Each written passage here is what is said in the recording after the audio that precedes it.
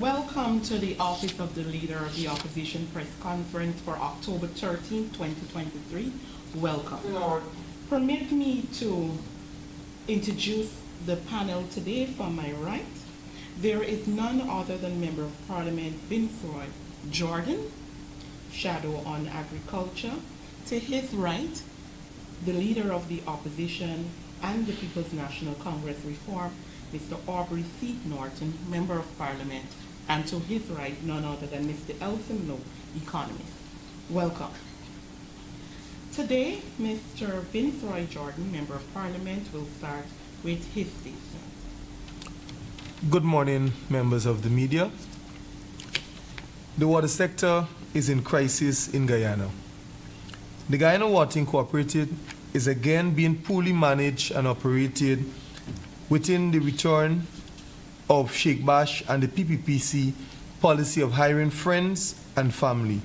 The AP and UAFC had improved the quality and delivery of water.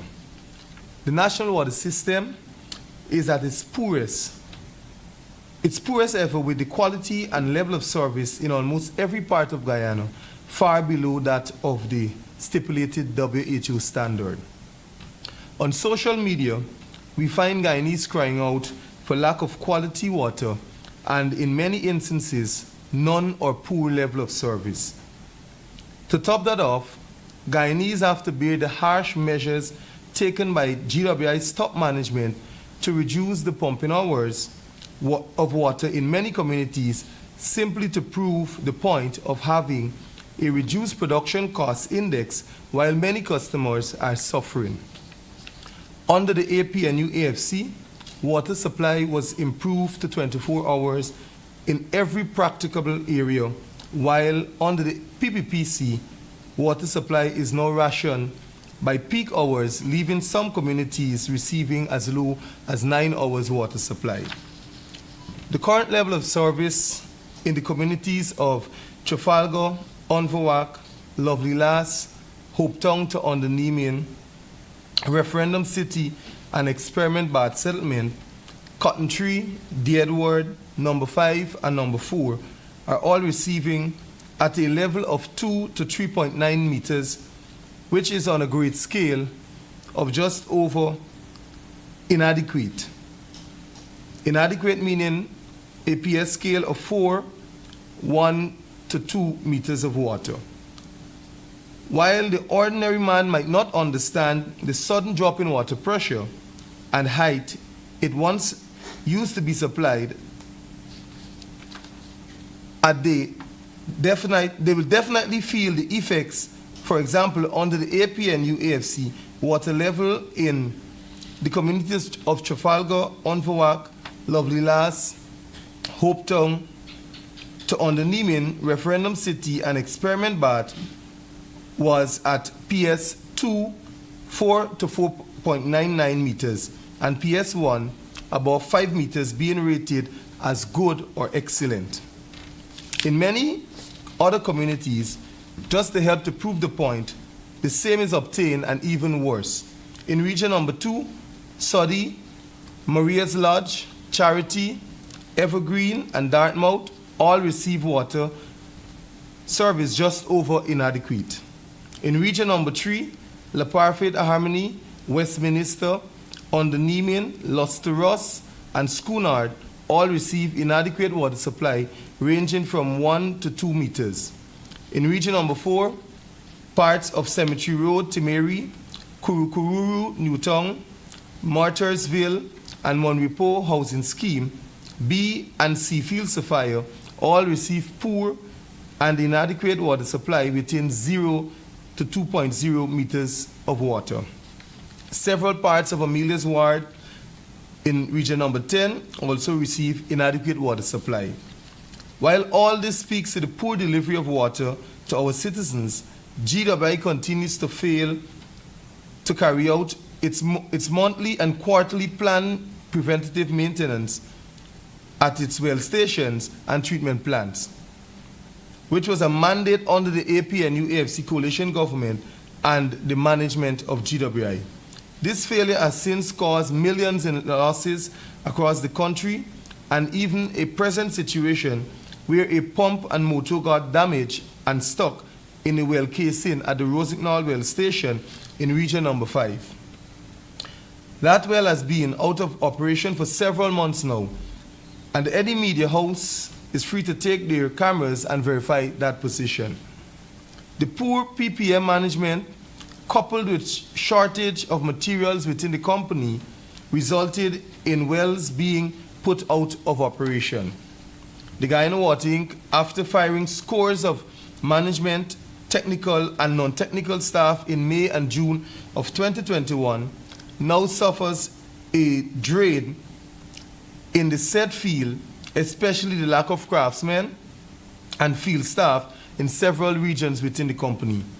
Over the past years, the company has suffered great shortages in chemicals and inadequate treatment in ground and surface water, especially in region number 10, where quite recently we saw the regional vice chairman of region number 10 taken to social media to vent his disgust at the discolored water being supplied to the residents of region number 10. Like region number 10, many customers in Georgetown also receive treated surface water from the Shelter Belt Water Treatment Facility, of which we can all attest of the major outcries of poor quality of water. All of this is said to be coupled with a now defunct flushing exercise within the company, which aids in the removal of red water and the build-up of iron from the distribution network. Several sections of management have complained that flushing is no longer a regular exercise, since there is hardly ever a fully maintained flow of water in the distribution network, especially along the east bank and east coast of Demerara, Georgetown, and region number 2. The crisis worsened with senior management being vocal about the CEO returning with his same attitude of not wanting to approve and buy new parts and spares for operations and maintenance, which they said was his trend pre-2015. It is important to note the woes of GWI regarding staffing since the return of the PPP. 184 staff were dismissed or terminated from 2020 to date. 210 were resigned, of which a number were forced to resign. At the end of 2022, the total number of employees being removed from the company's enrollment outside of death or retirement stands at 475 employees. The press statement that will be released will give details of downtime for operations and the operating hours that were reduced at the water treatment plant and well stations. Thank you. Thank you. At this time, we'll have the statement by the Leader of the Opposition, none other than Mr. Aubrey Norton, Member of Parliament. Thank you, and good morning to the members of the press and all. Last week we contended that Guyana is in crisis and virtually every sector is in crisis. I note the Vice President saying that if we tell him which sector, he will tell us what is the plan. That to me is a manifestation of the crisis. A government that is run should be able to produce documentation to establish that they do have a plan. Having said that, it is evident that the People's Progressive Party is heartless, lawless, greedy, and corrupt. Yesterday, as leader of the opposition, I visited Region 5, where I met with residents who were concerned that a contractor who is the family of a senior PPP official was digging up the barren ground to get materials to use in a contract that is allocated to him. This Rosignol bare ground fiasco, as I will call it, is really sad. One assumes that there is basic human decency and that at least the dead will be allowed to rest in peace. All of us say rest in peace. Unfortunately, the heartlessness, the greed, the lawlessness, the corruption of the People's Progressive Party has changed that situation. And in the case of Rosignol Bengram, they are not allowed to rest in peace. Having met with the residents, they pointed out that the contractor is a family of a leading member of the government. They also pointed out that they have engaged the NDC, which is controlled by the PPP, the RDC, which is controlled by the PPP, and all of them seem to want to not to take any action. And so I engaged them and agreed that we will put it in the public domain. We have already released the videos, and I understand as a result of the release of the videos, the PPP head into the area to do damage control. But the people did say they complained continuously to the PPP with no response. Now, the people are demanding that the contractor cease digging up the Berengrong area and allow the people to rest in peace. They are also demanding that the contractor must indicate to them where they can find the bodies of those they dug up and move away. They are contending that in excess of 50 persons would have been dug up, moved, and they don't know where they are. And so we want to see, on behalf of those people, we believe it is the obligation of the government at various levels, the NDC, the RDC, and the national government, to ensure that this practice ceases and that people are told where the bodies are and mechanisms be put in place for the forensics to be done so that they can identify those bodies and return them to the place where they should be allowed to rest in peace. Also, on our visit yesterday, we visited Shieldstown, in which the people showed us firsthand what they passed through. Big trucks driving through the community, throwing sand into the houses, dust into the houses of people.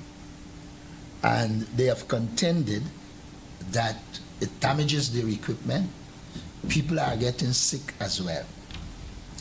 But what should be noted is that they showed us that there is a route that these trucks could go without passing through the community.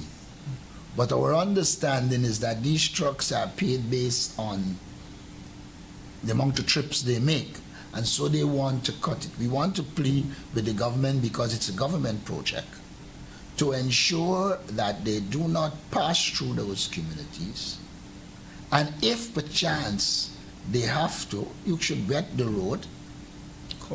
As yesterday, from the time the information got to the government that we were there, they came to wet the road. But the people said they normally don't wet the road. In the night when they finish, they might just throw some water.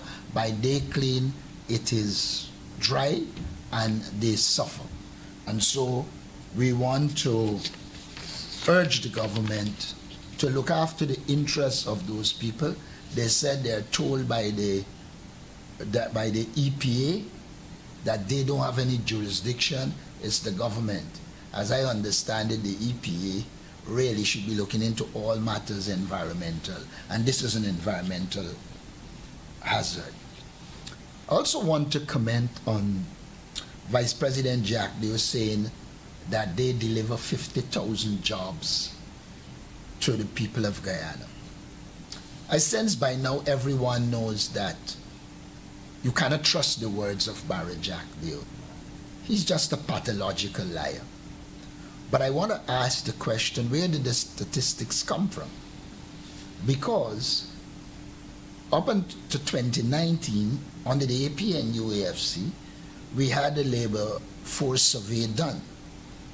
Up until now, since the PPP is in government from August 2020 to now, there has been no labor force survey, and if there has been one, it was not released.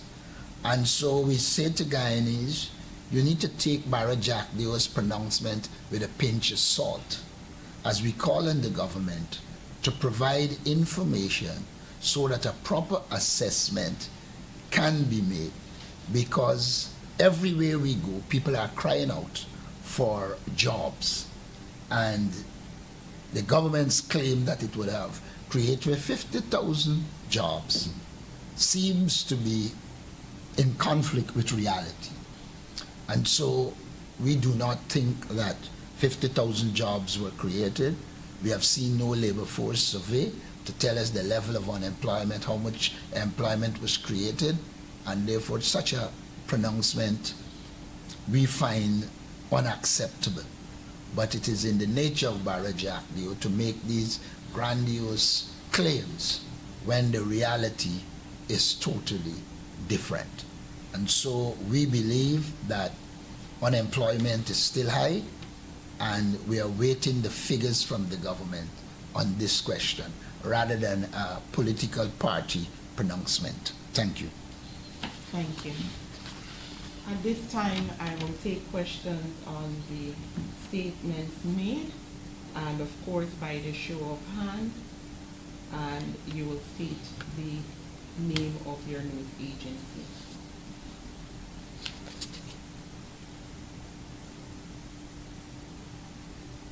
Questions?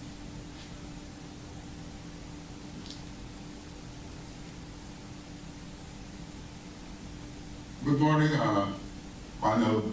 Yes, you can go This ahead. one is for Mr. Jordan. Now, you talked about the water situation countrywide. Are these people who are suffering in Region 5 being asked to pay water bills? And if so, how is the demand being carried out?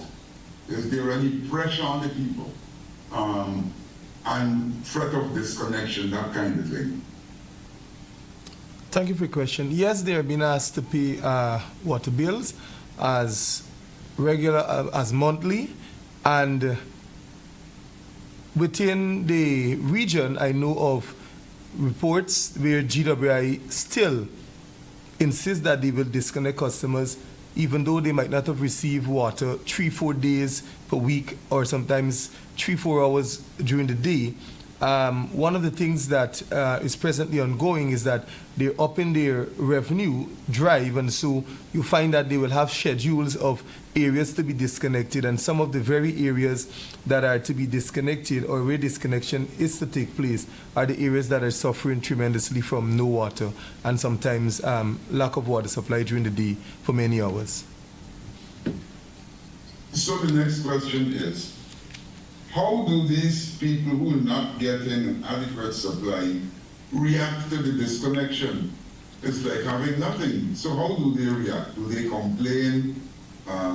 Has there been any attempt to protest to the regional GWI offices?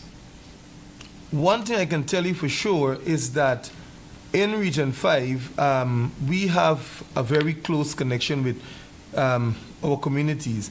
And when I say we, from the local government level, one Miss Angela McDonald, who is the current chairman of the Profit Rising Sun NDC, just over 3 months ago, she spoke with the regional manager for GWI, where she outlined that from 10 in the evenings, water would stop running. At Bushlot Well Station, where I'm being served from, I spoke with the Minister of Housing and Water, Mr. Colin Crowell. He was at that time not aware that water would normally be cut off at certain times in the night, and that water would then return certain times during the day. In the Cotton Tree, Rosignol area, I can tell you that because of the same well that is down presently at Rosignol, the water treatment plant cannot supply water on a 24-hour basis, and so you find that during the hours when people would need water, that is when the tank would run out of water, so you cannot pump to the residents or customers. And so I represented both the Bushlot area and that Rosignol area by speaking with persons within the organization at the managerial level, because you would know by now that I came from that organization, and so several complaints have been made, and we are in constant contact with GWI. One of the threats we made during last year, when they actually had a faulty timer system at many of the locations throughout the region, and so you find that from the time the voltage fluctuates from GPL end, we would have water outage. And we threatened them that we would protest and that we would come before the office and demand that we receive water 24 hours. And we noticed a slight change from then. And it has returned almost to the same position and even worse. Thank you. Question on the statement?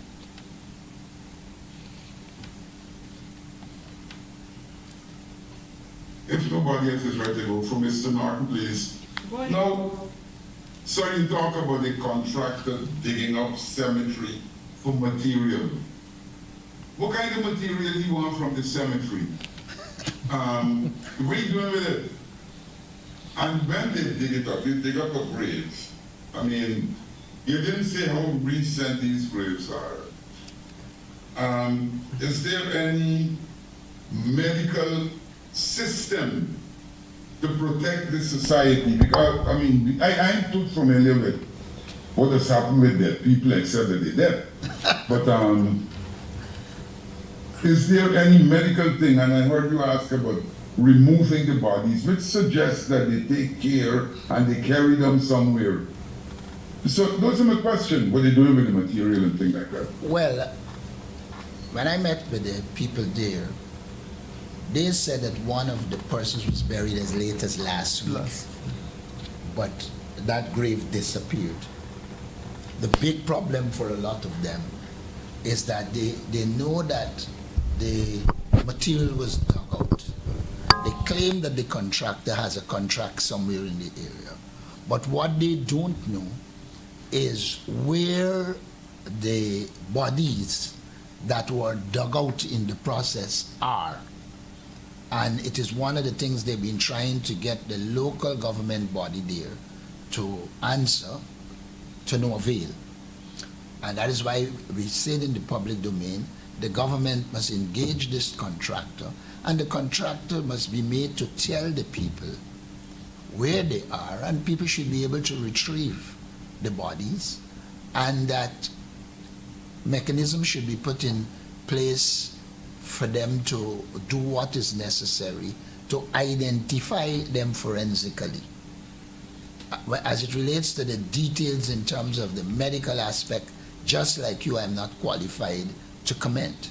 But I believe if the government foregoes this focus on just getting rich at all costs and recognize that this is a serious issue and it has crossed the road, for the want of a better term, to the side of extreme lawlessness and disrespect for the remains of people's loved ones, they should now go and ensure that the bodies are identified and the mechanisms are put in place for them to be buried properly, and for there not to be the disturbance in future in this country by any contractor feeling that they have the right to disrupt a cemetery to achieve their objectives. Let us not forget that there was a similar battle in Plaisance at one time with serious consequences.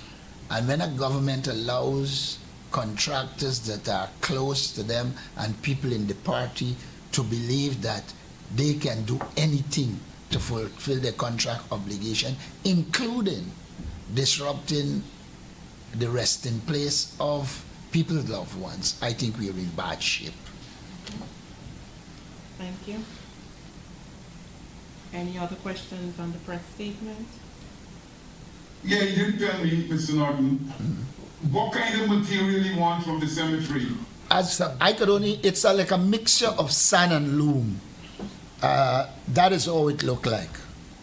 I saw the material yesterday. That is the material. And when you look at the construction around, you're seeing the same material being stockpiled. But I don't know from a scientific standpoint if I can say specifically what the material is. As a person who grew up in Linden, we know sand, we know overburden, as we call it. It looks like a mixture of the sand and the overburden.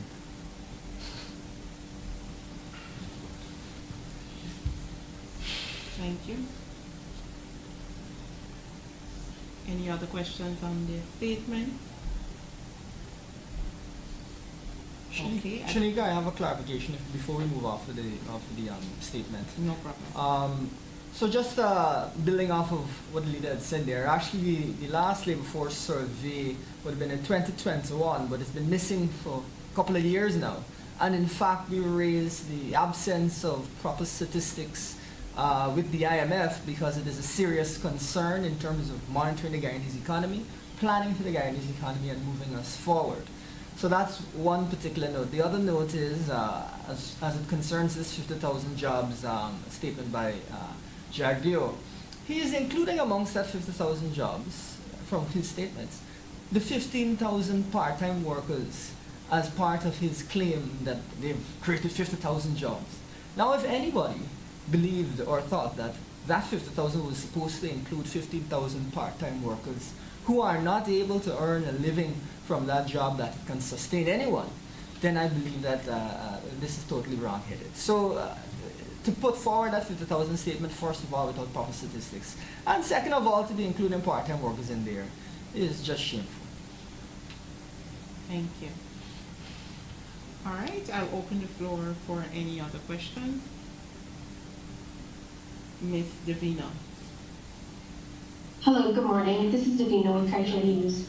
My first question is, the government has not yet provided proof that Exxon had any evidence that their work program was delayed so as to justify the extension of the relinquishment, the 20% of the Starbuck block.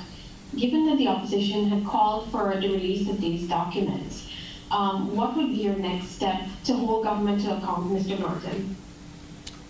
Well, let me say that we believe the government should be held accountable. That's the first thing.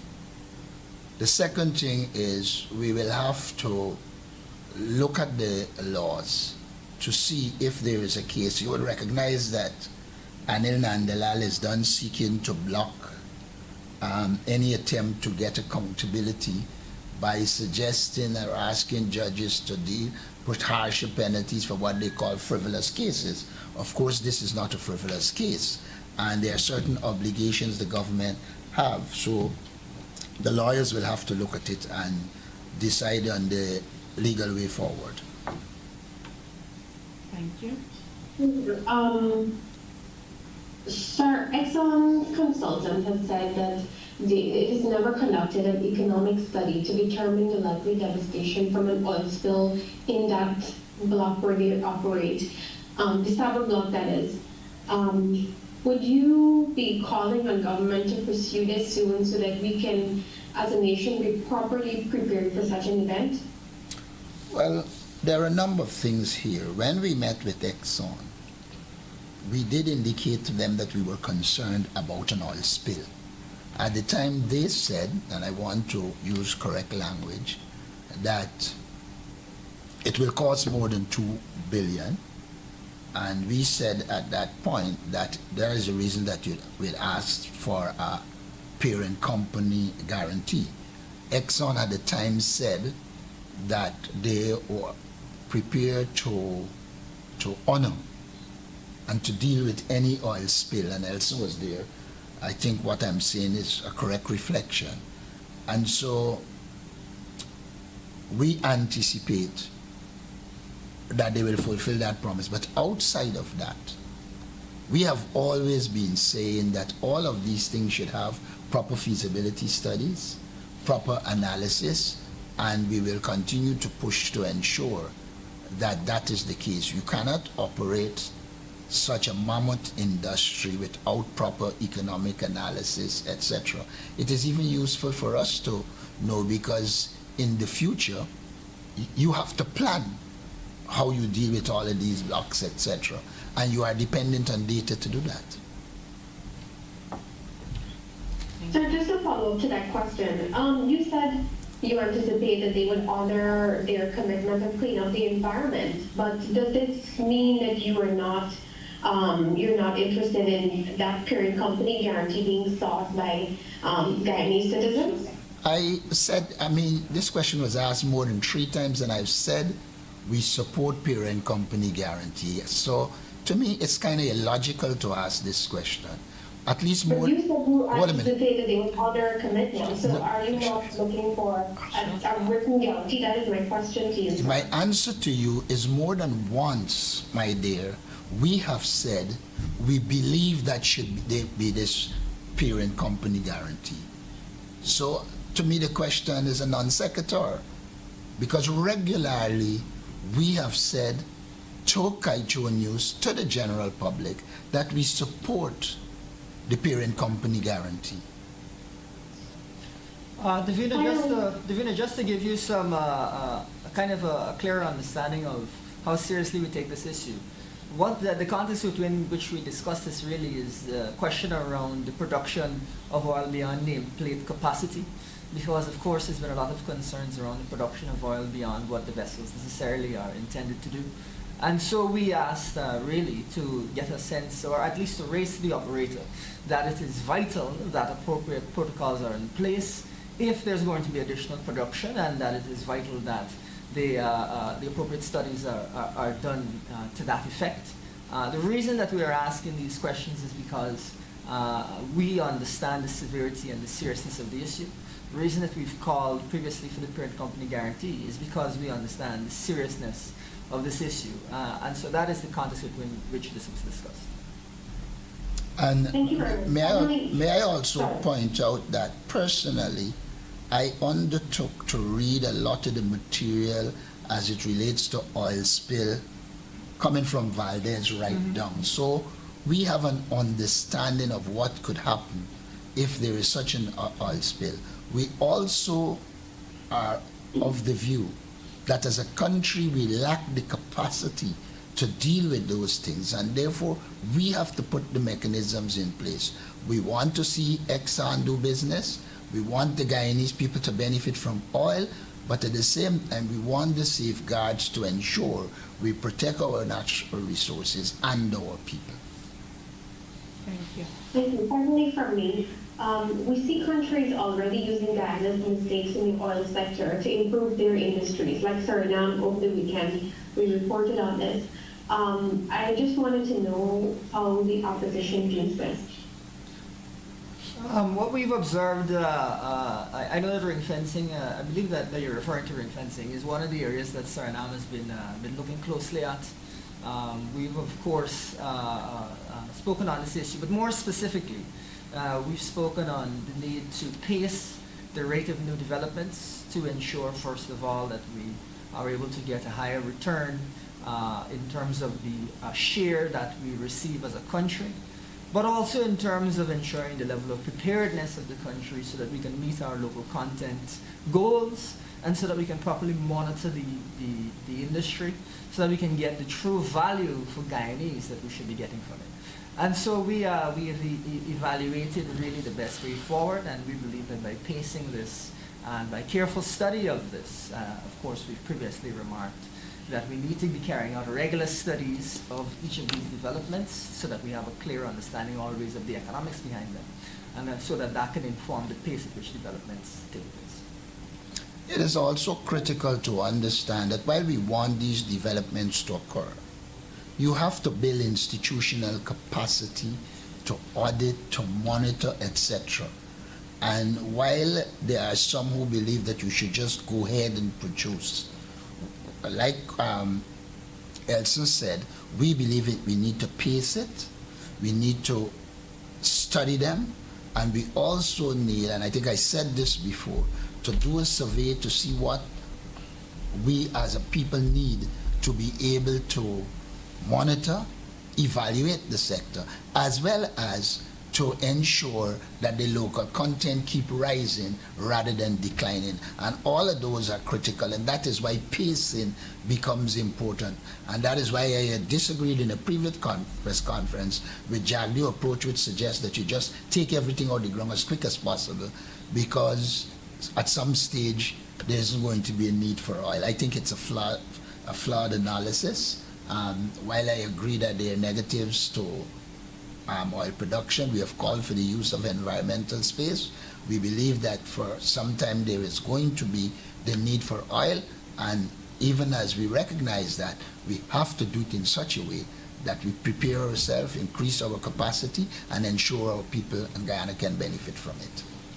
Thank you. I see the hand. Will you follow up? Because I think I need to rephrase my question. What I was trying to get from the opposition is, how do you feel about countries already using Guyana at such, at an infancy stage? Countries are already using us as a negative experience, and what, taking these experiences to better their industries. I just wanted to know how you feel about our mistakes already being used to sort of improve other industries around the world. I would say this to you, and in fairness to the then government, in 1999 when this process started, you were a high-risk country, you weren't getting investments, and your terms were bad. You came into government 2015. By 2016, you were looking at a PSA. It had already started to bring benefits, and it was evident that there were flaws. Now, if I'm in another country and I'm dealing with an oil sector, I will look at any other country and see what are the mistakes they made, see the context in which it would have happened, and then as I move forward, I would have attempted to improve whatever arrangement I put in place. I don't believe in having feelings about mistakes. Mistakes, you analyze them, you see those that you can rectify in the short term, medium term, and long term, proceed to rectify them, and work assiduously to ensure that the same mistakes aren't made again. I know the general concerns. We have already addressed them. I think we did say one of the things we will do early in government is to engage Exxon to ensure that we approve whatever arrangements exist. I see the hand of Ms. Svetlana Marshall. Hi, good afternoon. Svetlana Marshall from News Source. This question is directed to Mr. Norton. Mr. Norton, yesterday the Vice President said that during a cabinet meeting, the President called the Exxon, and it was explained that Exxon and the government never agreed to a $3 million, well, the cost recovery audit, the questionable expenses being reduced to $3 million as suggested by the opposition. Could you provide clarity on that matter as to what exactly was said to the opposition during that meeting? Let us start by recognizing that Barra Jagdeo is a pathological liar, and anything he says has to be taken with a pinch of salt. But I am aware this morning I edited a letter that will be sent to the press. In this letter, we're saying, one, we engaged ExxonMobil on the 8th of September 2023, that we raised with them this whole question of the paid company guarantee, And they said at the time that they will honor their obligation, and they proceeded to say that they operate based on integrity, transparency, and accountability. We also said in the letter that we sent in that ExxonMobil owes it to the public to say whether it is true or not. In that meeting with us, they did say that they agreed with the decision to bring it down to 3 million. They agreed with the government, and the reason that they didn't pursue it further was because it was voluminous documentation and it would have consumed a lot of time. And I know that the letter that we will put into the press, if it's already not there, because I know I sent it to the person who should put it, we made it very, very clear that that was a discussion we had with ExxonMobil, and the only area that I can expect a pronouncement to come from on this issue is ExxonMobil. We know what we said is correct, absolutely so. There's no need for us to lie, and so that is why we ask in the public domain for Exxon to address it publicly, because we are also aware of the nature of Barry Jack Dale. Sometimes, no call was made anywhere, but this is the nature of the man. Just to build on that as well, folks, it is not just that it was a flyaway comment that this 3 million was agreed. There were explanations provided. It was an entire conversation, and so we can't take seriously what Jack Doe is saying. It is not some random thing that was said. It was an entire discussion, and it was stipulated that they could have gone further, which is what Mr. Patterson has recently said. But they said that it doesn't make sense given the length and the amount of paperwork that's involved. There was explanations provided. So, I mean, I don't think Guyana should take Jack Doe seriously from that perspective. There's another element of this, though, that we need to dispel, which is that Jack Doe keeps saying that the reason that he doesn't want to engage with this audit is it's technical and there's technical people and so on. But, folks, one of the main contentions, which is what we raised with the operator, is the provision of information. That is not a technical matter. We raised that because the auditor had indicated that information was not being provided even after multiple requests. And so we had to raise that with the operator. Any reasonable government would do so. Has the PUP done so? Now, the other thing that we want to point out here is, it is certainly interesting to hear that the president would call Exxon in front of cabinet to say that they hadn't agreed this. But you know what I take away from that? I take away from that it is very possible that the president and cabinet do not believe that this investigation really has come to the bottom of it, and that there may be more to come from this. So I would ask you in the media to, when you next see the president, to ask him whether he has confidence in that investigation and confidence in Barry Jack Doe remaining as the minister responsible for oil. Because this seems to me, and of course I could be wrong, but it feels a bit like a Nancy story, doesn't it? Thank you. I see the hand of Mr. Dennis Trevor. Thank you. Mr. Norton, can you say whether the opposition has incontrovertible evidence to dispute what Mr. Jack Doe said yesterday? Mr. Jack Doe said plenty of things yesterday. Yes, we're talking about the subject matter concerning ExxonMobil and the $3 million reduction. How? I don't know what we mean that the opposition has incontrovertible evidence. We're saying to you, this is what we were told. All 5 of us who were in the meeting will sign a letter saying that is what we were told. I don't know what you mean by incontrovertible evidence. No, if it comes down to you proving your position as being accurate, do you have that concrete evidence to prove beyond what you received in the letter? This is not a meeting that was recorded. So I don't know what you mean by incontrovertible evidence. I think if 5 of us were all there and we're saying this is what is discussed, we wait to see what Exxon would have said and then we deal with it. But I don't know what you consider to be incontrovertible evidence when there are 2 sides to it. Thank you. Any other questions? Yes, sorry. Go ahead. This is to Mr. Norton. 2 days ago,